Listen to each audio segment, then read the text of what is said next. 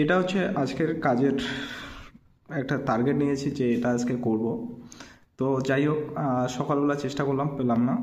তো এটা হচ্ছে একটা শর্টকাট বিষয়, সেটা হচ্ছে 100% আমার গোল যদি আমি করি তাহলে হচ্ছে একটা চেক শিট বানাচ্ছি যে আমার রাইট দিলে যেন নম্বরটা আমার একটা তৈরি হয়।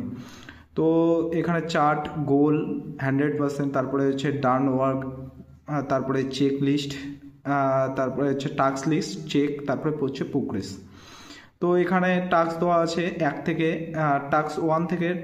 টাস্ক 10, আর এখানে 100% দেওয়া আছে, মানে 100কে আমরা যদি ডিভাইড করি 10টা টাস্ক দিয়ে মোটামুটি হচ্ছে 10 করে আসতেছে। তো প্রতিটা টাস্কে 10 নম্বর করে আছে।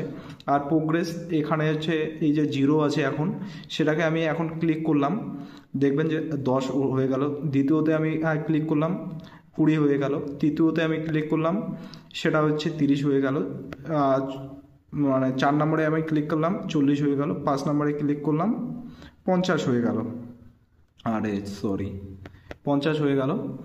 তো এটা করার জন্য সর্বপ্রথম হচ্ছে এখানে জাস্ট এই ফর্মেটটা তৈরি করার পরে বা হচ্ছে কোনো একটা ফর্মেট তৈরি করার পরে এখানে যদি ফর্মুলাটা দেখা যায় তাহলে ইকুয়াল কাউন্ট ইফ, তারপরে হচ্ছে ফার্স্ট ব্র্যাকেট F4, হচ্ছে তারপরে এই F4 থেকে হচ্ছে F13, তারপরে হচ্ছে কমা ট্রু, ব্র্যাকেট ক্লোজ, হচ্ছে ডিভাইড কাউন্টটা, ফার্স্ট ব্র্যাকেট আবার শুরু F4, তারপরে 13 বা ব্র্যাকেট ক্লোজ, তারপরে হচ্ছে পার্সেন্টেজ দিয়ে এটা হলো আর কি।